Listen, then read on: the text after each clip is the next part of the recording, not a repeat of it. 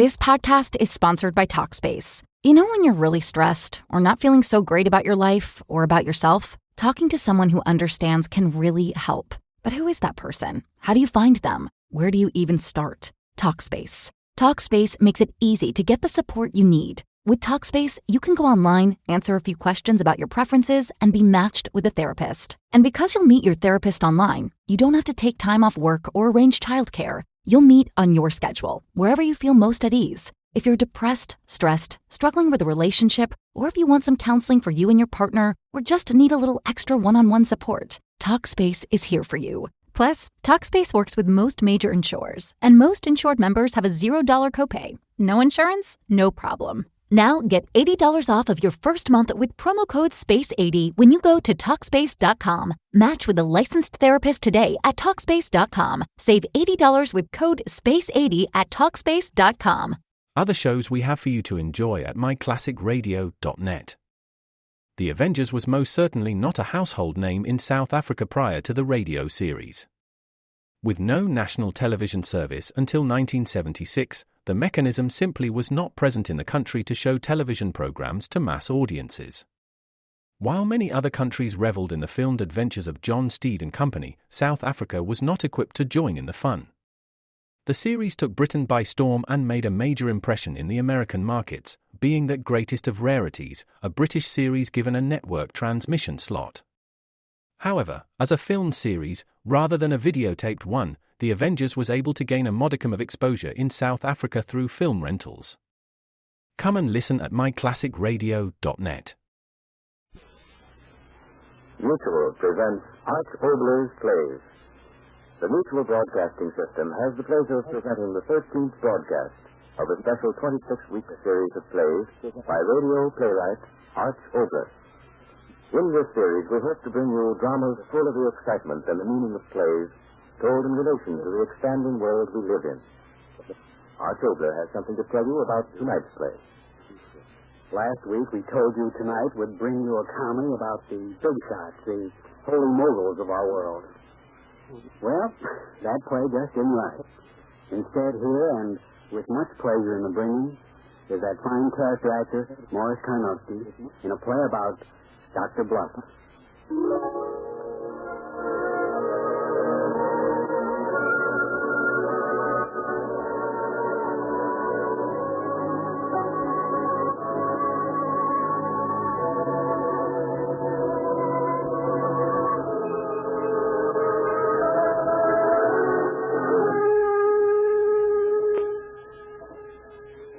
When a man sits alone in a room talking to himself out loud, he's crazy.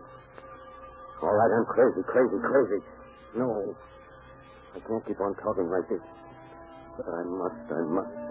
Just thinking things in your head isn't enough. You've got to talk them, put them into words, hear them in your ears. How could so much happen in these 2 hours? Yes, it's only 2 hours. 12 o'clock, and it started at 10. Now it's 12, a minute too. No, 12. Exactly 2 hours. So much in 2 hours. Yes, better to talk out loud. Talk out for 2 hours. How was it? At 10, I came into my office. Private door. Miss Cooper said, Good morning, Doctor. Just as always? Good morning, Doctor. Just as always. Reception room filled. Everything fine.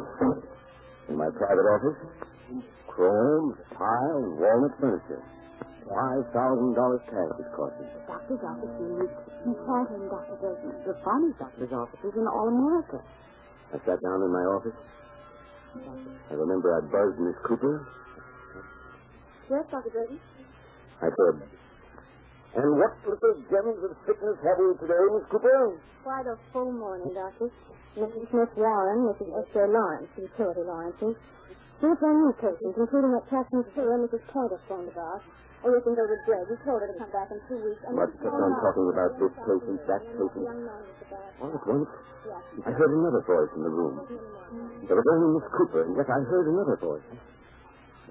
You're looking smug as usual, Dr. Bluff. Miss Cooper! What is it, Doctor? No. He said something. What? Why, yes, of course. He's telling you about the patient. He said something else. You did. No, Doctor. I heard telling you about the patient. I heard you. Really, I didn't say anything. I talked about protested so vigorously, convincingly. Let her go. Hear these things, that's what I thought. Good morning, Dr. Bluff. I heard it so clearly. Well, no matter. The first patient. Dr. Drayton, dear Dr. Drayton, you must help me listen to my heart is palpitating again. I know it. Different, it's getting the palpitations. I hear them. I feel no mystery. Infernal woman talking. And while she was talking, suddenly I heard so clearly. I'm drinking too much. You drink, Dr. Drayton? No, it's the cash you want, not drink. Well, you don't get cash from me. A check, and that's no good until Joe comes through with that alimony. Maybe I won't pay you at all. Send it for a trip. Need a trip. Amen. Jumped to my feet, slammed the door. What is it, Dr. Drayton? No one in the room but you. Oh, the doctor got me where it's wrong. I heard you. Yes, while you were talking. Doctor, what on earth is No one here but you and I. No one. Oh, Doctor, my heart. You tried all the door. I heard it most distinctly. While she'd been talking, another voice talking. Her voice. No, not quite like her voice, and yet her voice. I got rid of her somehow. Another patient? Yes, I'm back, Doctor. After that atrocious thing you sent me, I couldn't come back, but here I am. You may examine me. It is Smith Warren, old crow, sickness of living too long. Started to examine. And then I heard. No good. Again another voice. No good, Father. Old woman sitting there, not talking, and yet I heard. What was wrong with the doctor? Her lips weren't moving. Looks like your hands. What I was hearing. Old hands like mine. It was Strange, brown splashes. what was in her mind. A younger man. What she was thinking. Younger man to make me forget. What she was thinking. That was it. That voice, the thoughts in her mind. That was it. The other voice, the thoughts in the minds of the others. That's what I heard. Oh, it was incredible. Impossible. The thoughts in the mind of another. Was I losing my mind? I remember I called the nurse back. She came into the room. As she came closer to the desk, I heard. All right. What's the trouble now, Dr. Bluff? You hadn't said a word, and yet I heard. What's the trouble now, Dr. Bluff? I said, Cooper, did you think? What? Oh, no, Doctor. Been hitting the bottle again, Dr. Bluff? Stop whispering. I haven't said anything. It was true. It was true. She hadn't spoken. I knew it. So I said, don't you lie to me. I heard you. You're drunk, little man. You are drunk. How dare you? I'm not drunk. How dare you say that? When I said not drunk, the face went white as if the blood in her head turned to water. Her mouth open. She didn't say anything. And yet I heard. How did you know? I kept on hearing. I didn't speak. I didn't. He knows what I saw. He knows that I said Dr. Bluff. What? What? Doctor. I heard you. Dr. Bluff, all right. No, I didn't. Quiet. Had I heard her thoughts? Had I? Or was it my own brain? Tired. An aura of hallucination. I had to find out. I opened the door of the reception room. I listened. No. Women suffering. Normal enough. Then, above their voices, lifting above it, so clearly in my ear. Other voices. Yes, their voices. Yes, true. The thoughts in their minds. It rushed into the room. Oh, Dr. Drayton, dear Doctor. Am I next? Dear Dr. Drayton. I've been so impatient, Doctor. But the other things I was hearing. That little man. Come here, little patient. How long do you think I'll wait? You know why I... How long do you think I'll wait? How long? The voices in my head. I said, no! Get here! I sat in my office, alone. All of them gone. I just sat. Madness. I just sat in my office, afraid to think. Madness. Horrible word, frightening word. Even to think of it. It wasn't true. It wasn't. Yes, my mind was strangely sensitized to what people thought. Why not? Reason it out, talk it out. Yes, if I could tell someone, explain. Fred. Yes, Fred Kendall. Good old Fred. I called him. Yes, good old Fred. Hello? Is Dr. Kendall in? Yes, I want to talk to him. Dr. Drayton, hurry. Hello? Fred? This is Emily Drayton. Listen, Fred, come over right away. It's of the utmost importance. Good old Fred, best friend Fred, a good doctor, didn't make much money, not my class, but a good man, sensible, understanding. Well, Emily, what is it? Nothing too important, I hope. A drink, Fred? I have a number of calls to make, Emily. Would you mind telling me that? Yes, of course, Fred. I suppose I should preface it all with this. At school, ever since, I've always had a great deal of respect for you. If I hadn't been able to do anything materially, it's only been through force of circumstances. All right, Dr. Bluff. You said nothing? You said nothing? Wait, Dr. Bluff. What are you saying? No, don't say that. What? What's the matter with you, Emily? I thought... Listen to me, Fred. Do you think it's possible for a man, to say, well, I have a patient. He believes he can hear the thoughts of people around him. Say what you're up to, Dr. Bluff. Dr. Bluff. I heard him think it again, the same words the nurse. I said, Fred, are you listening to me? Why, of course I am. What are you so excited about, Dr. Bluff? Dr. Bluff. Would he stop saying it? And why was he saying it? No, I ignored the thought in his mind. Keep on talking, get his opinion. It wasn't madness. It wasn't. I had to know.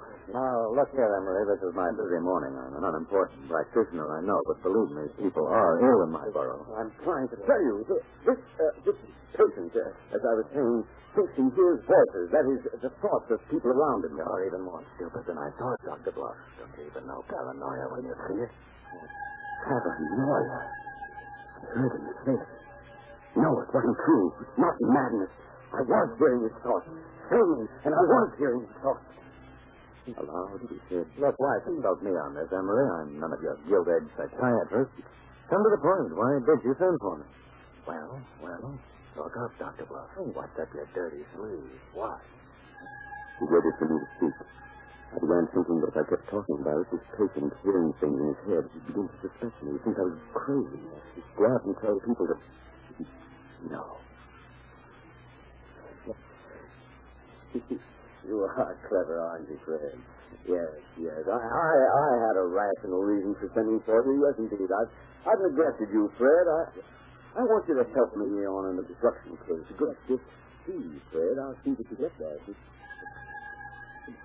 And all the time I kept talking to him, I could hear him thinking. Dr. Bluff, dear obnoxious facile Dr. Bluff, you're in a jam. I know it. You want my help. You ever cure anything worse than a case of sniffles without help, Dr. Bluff? I could hear him. Dr. Bluff. How much last year? $50,000. I make 10, you make 50. You're a pimple yet, Dr. Bluff? Housemaid me? How soon do you start telling me how wonderful you are, Dr. Bluff? I began to realize he was making fun of me in his thoughts. But it couldn't be true. Not a word. He respected me. Dr. Bluff. No, that name. Why should Miss Cooper, why should they call me that name? Dr. Emery, Seed Racing. Respected. Respected, Dr. Emery, Seed Racing. Always respected. Office, Park Avenue. Yes, indeed. Best in the city. Waiting list of patients. Of course. Always respected. Bank balance $53,359.42. $53,359.42. Yes. All that money, patients paid the money because they respected me. Yes, facts were facts. Dr. Bluff. Frederick thinking that. He's jealous of me. The man was jealous of my success. Telephone rang as I was sitting there. Medical Association meeting at noon, Doctor. Just a reminder. Medical meeting at noon? Oh, yes, I'd go there. Oh, my colleague, pleasant, charming. Fred Kendall, he'd upset me. His jealousy upset me. I'd go to the meeting. Calm down, I thought. Poor, unsuccessful Fred with his gubby little orders and his gubby little patients. Let him be jealous. I had what I had. Money, position, respect. Poor, jealous Fred.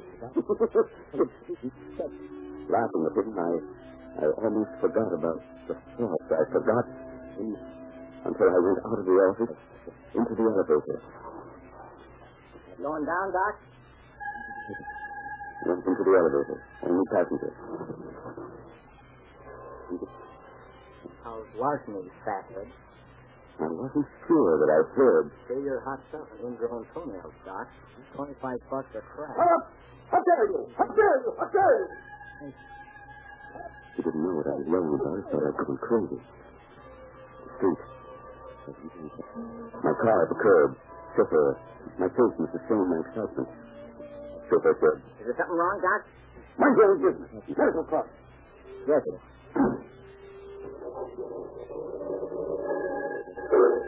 In the auto, riding down, so confused, everything so confused. How dare they think of me that way? How dare they keep afraid those women that'll fool in the elevator? None of my ability important. How dare they talk like that? As we drove around, I realized I wasn't hearing thoughts. The hallucination over. I was free. I felt fine. What I'd been enjoying. Oh. This podcast is sponsored by Talkspace. You know when you're really stressed or not feeling so great about your life or about yourself? Talking to someone who understands can really help. But who is that person? How do you find them? Where do you even start? Talkspace. Talkspace makes it easy to get the support you need. With Talkspace, you can go online, answer a few questions about your preferences, and be matched with a therapist. And because you'll meet your therapist online, you don't have to take time off work or arrange childcare. You'll meet on your schedule, wherever you feel most at ease. If you're depressed, stressed, struggling with a relationship, or if you want some counseling for you and your partner, or just need a little extra one-on-one support, Talkspace is here for you. Plus, Talkspace works with most major insurers, and most insured members have a $0 copay. No insurance? No problem. Now get $80 off of your first month with promo code SPACE80 when you go to Talkspace.com. Match with a licensed therapist today at Talkspace.com. Save $80 with code SPACE80 at Talkspace.com. Right, forget it, I told myself. Don't think about it. Got to the medical club. Late. Hurried into the room where the meeting was to be held. Room full of men. I'd call in. Oh, fine men. Substantial men. Best practices. Good freedom. Dr. Stroughton, Dr. Ellingson, and Dr. Edwards, and Dr. Chester. Oh, all of the best men in town. No petty jealousies there. Upper bracket men. Fine men. I went in. Empty chair, Mr. Strauss. Good man. Practiced work 30,000 years. Was worth his cent. I said, "Oh, Strauss." He looked up at me. Small, glistening, clever eyes of man looking at me. I said, "Mind if I put my challenge next to you?" And then, something in my head. I heard. So can I help myself, Dr. Bluff? Dr. Bluff. I was hearing. It was happening again. Hearing talk. So are you standing there with your mouth open like a goldfish? Sit down, Dr. Bluff. Dr. Bluff. Start, please, start me. Aloud, he said, Well, it isn't to your left, there's Dr. Drayton. Don't stand there. Sit down, Drayton. You're too late to eat, but not late enough for the speakers. I couldn't speak. I sat down, looked around me, could hear the murmur of their voices, and above their voices, that other sound. The thought in them. Someone down the table called, Greetings, Brother Drayton. Dr. Bartman, good man, fine practice. How did that gentleman come to lecture me, Dr. Drayton? I heard my voice say, Fine, fine. then I heard. Did you lose a hacksaw, Dr. Bluff? Who held your hand while you did it, Dr. Bluff? Sure it was the counsel you took out, Dr. Bluff? Sure it wasn't the thyroid of the blood? No, they couldn't be thinking like that of me. Not these men. Did your nurse operate for you? I'm going to write a book about it, Bluff, eh? When are the funeral services, Dr. Bluff? Is it true you split hairs with your butcher? It's true. They were thinking that of me. And they stopped. The chairman, the speaker of the day. And so, gentlemen, I ask your attention for a few well-chosen words from our distinguished guest, the head of the County Research Hospital, Dr. Frank Simmons. Dr. Jennings. Jennings, great man, got up, caught my eye, smiled. I finally heard him begin. In my head, what the others had been taken. It couldn't be true. Thank you. Gentlemen, this is the first time that I have addressed your luncheon club because, frankly, the medical profession, like most professions, is afflicted with too much talk and too little action. Too many medical men sought research, too few practiced it. The result, as far as original work in the science of medicine is concerned, is that the sum total of research in this city is smaller than the meat course you just served me for lunch. You men represent the elite of the medical profession in this community. The elite, presumably intellectually as well as, unfortunately, from a financial standpoint. I coupled the word financial with unfortunately because most of you, as soon as you started making money, substituted golf clubs for scalpels and tennis rackets for test tubes. There are few of you, therefore, I say, and those few know who they are, I say, spend a little time in between collecting fees and research. It may not pay off in duplex apartments, but believe me, you'll find satisfactions beyond price. Others of you here, well, I'm very happy for all of us that you do stay away from the laboratories. You are doctors the way a man is a salesman or a broker or a truck driver. So much time spent for so much money. You give a service and you're paid.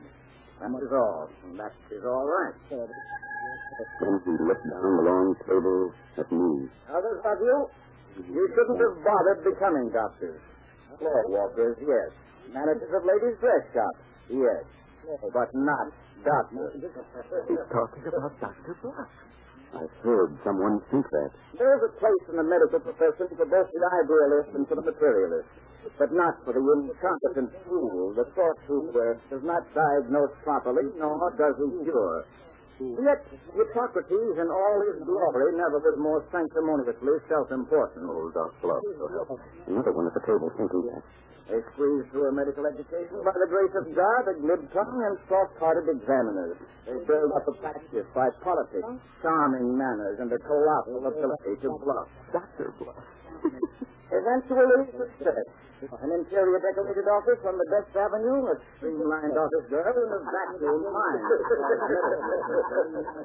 I tell you, gentlemen, I'm Dr. Bluff. Look at Bluff. Dr. Bluff. Talking about him, Dr. Bluff. You hear them laughing at me. No, they couldn't. Laughing at me. Their faces so serious, listening to the speaker, but in their minds laughing at me, all of them. At me, Emily Drayton. I can hear the sound of it in my ears, scaring me. They couldn't be doing this to me. I was about to look and white and laugh. Stop laughing. I had to stop. I couldn't endure it. I couldn't. Stop! Stop it! Stop! Rush out of there. Stay away from me. Stay away. They were happening.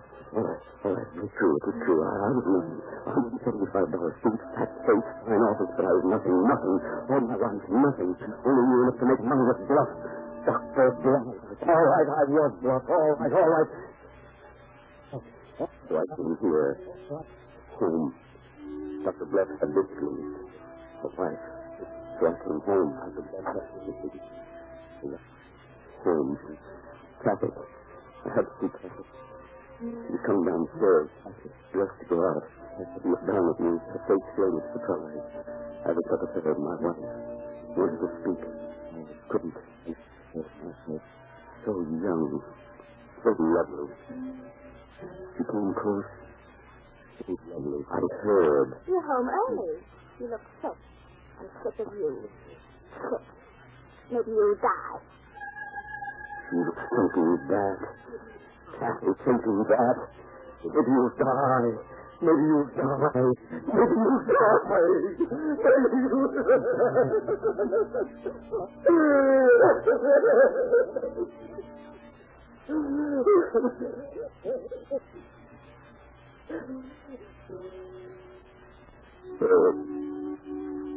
You're crying, Dr. Bluff.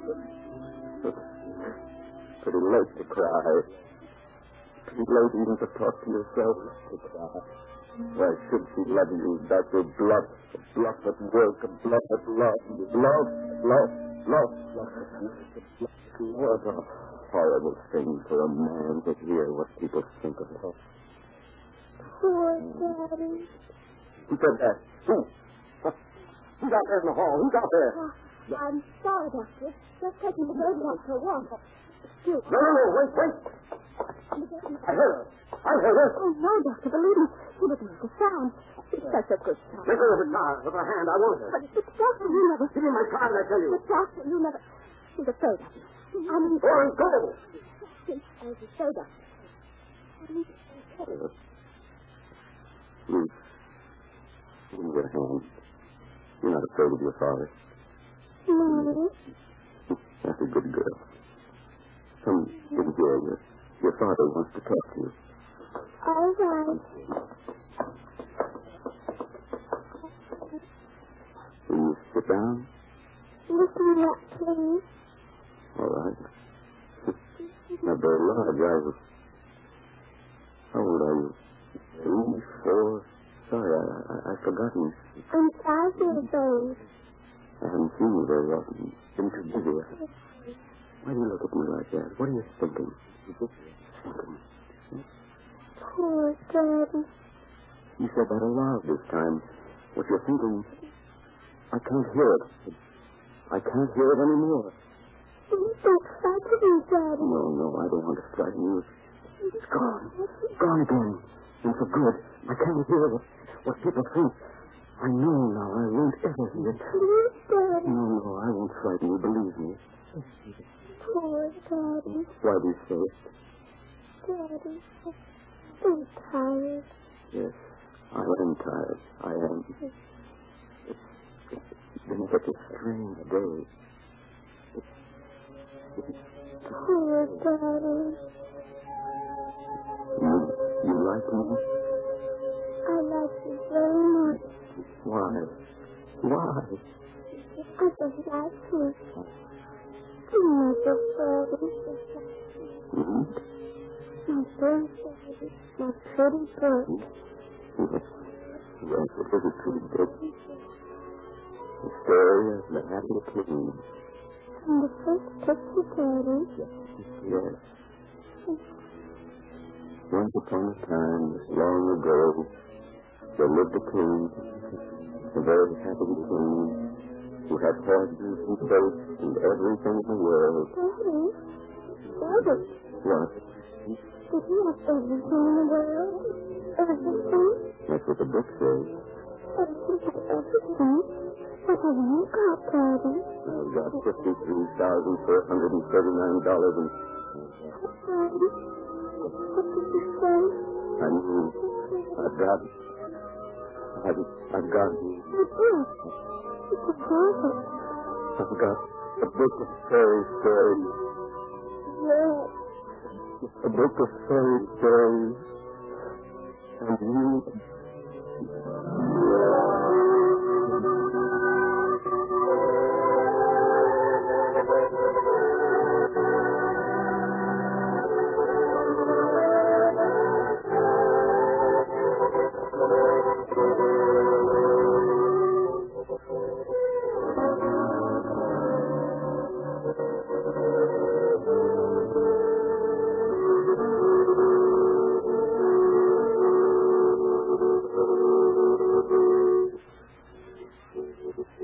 just heard Bluff, a play by Obolers.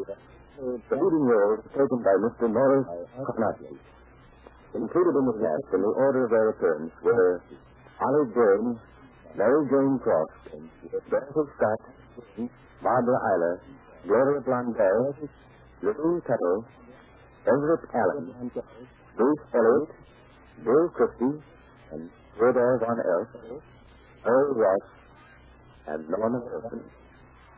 The music was composed and conducted by Jack Meakin.